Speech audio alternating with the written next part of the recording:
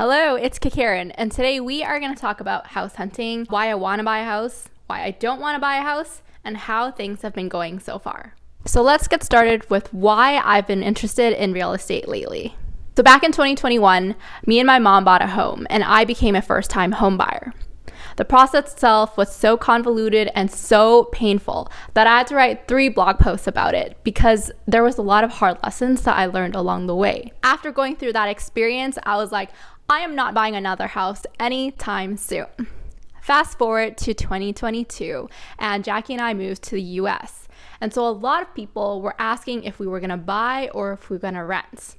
And although we did spend the first couple weeks looking at homes and considering the option, we ultimately decided to rent because we had never lived in Seattle and we had no idea what to expect and whether we wanted to live on the east side or the west side, because we got so many different opinions. Essentially, we didn't want to commit to such a big purchase without any context or experience. Now, it's been about a year since I've moved to the US, and I've definitely been thinking a lot about my financial future and building my wealth.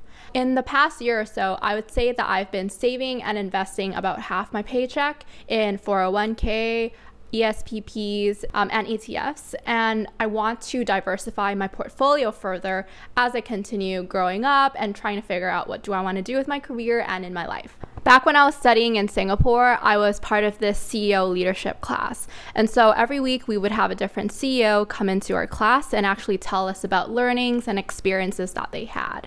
And I clearly remember one CEO who was talking about how it was so important to build a nest egg earlier on in her life and career because it ultimately gave her a lot of freedom in the future when things happened in her life. For example, her father got sick and she was able to take time off and actually go and be with her father for years because she didn't have to worry about her finances. So I think that it's a really good thing for all of us early in careers to think about because you never really know what's going to happen, especially seeing everything that's going on with the layoffs these days. So building that nest egg right now is never a bad idea because it can really help you figure out things or even give you the opportunity to figure things out in the future. I've also seen that the value of my home that I bought with my mom and the value of the homes that my friends bought in Calgary has actually risen by over $100,000 in a little over a year. And so that really does lead me to believe that the Calgary real estate market is quite promising, especially because it's still considered relatively affordable compared to cities like Vancouver or Toronto. And with so many things going on in the world, I feel like there definitely will be a lot of immigration into Canada, and so that's only going to drive our real estate market even further. At the same time, owning a home is a lot of work, and there's a lot of unexpected costs and other maintenance and property taxes that keep building up over the years, and these things definitely add up. There's always a trade-off because that is money that you could be investing in the market instead, and so that's definitely something that I've been thinking about.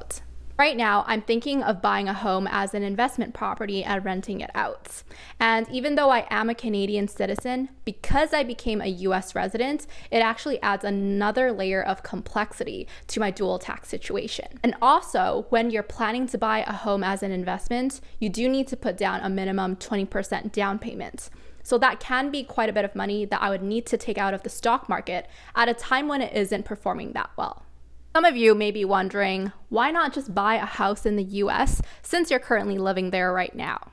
So this is actually something that we did consider, but the biggest holdup right now is that Jackie and I are both on working visas.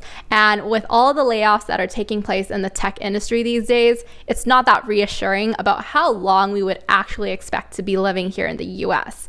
And so it's a little bit iffy. And basically, when you're on a working visa, if you do get laid off, you only have about 60 days to find your next job, or else you need to go back home to your country. It seems like a lot of stress if you had a house and you were kind of like scrambling and trying to figure things out.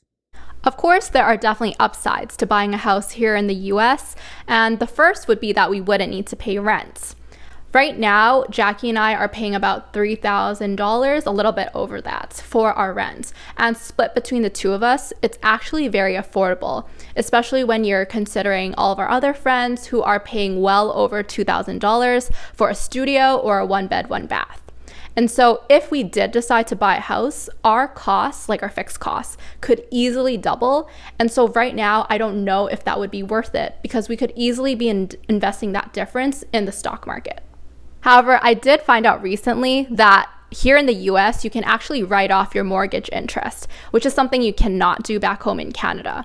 And so I did look into this a little bit more because I thought it was pretty interesting. So for example, if I were to pay $12,000 of mortgage interest in a year, it would reduce my taxes by about $2,900. And so I did find some sources that said, ultimately, this is still not really worth it because you're still losing $9,000 at the end of the day. So again, this is still something that I need to think about a little bit more if I were to consider buying in the US. Also, when you're looking at the home prices here, sometimes you're like, what? Because for the price of a condo here, you could get a 2,500 square foot detached home with a garage in the front and a full yard and a basement. And so sometimes it's a little jarring. And I know you can't really compare the two cities and the real estate markets, but sometimes you can't help it when you're seeing these big price tags. Now I'm going to talk a little bit about the process itself and how things have been going so far. I would say it's going. My brother is also an active part of this because he has a full-time job now. And so the three of us are figuring out, like, do we want to buy something together? Because then we can pool our money. And then we would also have my brother who's back in Calgary and he'd be able to look into the property and look after it. So right now, still trying to figure out the details. We've also been in touch with realtors, doing some house tours, and right now we're in the process of figuring out mortgages and financing opportunities and options. This is definitely the biggest hurdle because there's so much information that we need to collect and get ready for the process. And the Canadian government just introduced regulations that make it harder to buy real estate if you're not living in Canada. And so that is definitely something that we're trying to figure out, like what our options are. And also we're talking to a lot of different people, professionals, friends, realtors, doing our own research. So it's definitely been a very tedious process. We're also figuring out whether we want to buy a townhouse that is closer and more central when it comes to location, or a bigger home that is in the suburbs, as well as whether we want to buy something that is pre-construction that's not ready until next year or so, or something that is a little bit older. And so there's a lot of different options that are out there right now, and I feel like we're flip-flopping a lot. And I think once we figure out the finances, that will definitely help us with the mortgage options and everything like that. But right now, everything is on hold because Jackie and I are trying to figure out our dual taxes and get all those returns in, and it is a painful process. We basically have no other energy to invest into real estate or like the process right now. And so hopefully once we get our taxes sorted out, then we can actually kick back into things and start house hunting again and getting a little bit more focused on what we want to do. Anyways, that is my life update for this month. And if you are interested in hearing how things go and whether we end up buying a house or not, hit subscribe and I'll let you know how it continues going. Otherwise, if you have any tips or advice, I'm all ears. So please leave a comment below or reach out, whether it's on LinkedIn or through email, because honestly, the more information I have, the better. And I can always share that with the community as well. If any of you are interested in learning more about personal finance and you're earlier in career, I do have a series where I talk about how I was able to pay off $40,000 of student loans and go to $100K net worth within a little over a year. And so definitely check out kikarism.com/personal finance to learn a little bit more about that. Anyways, thank you for listening. I'll see you next time. And my quote of the day is, don't work for money, have your money work for you. Bye.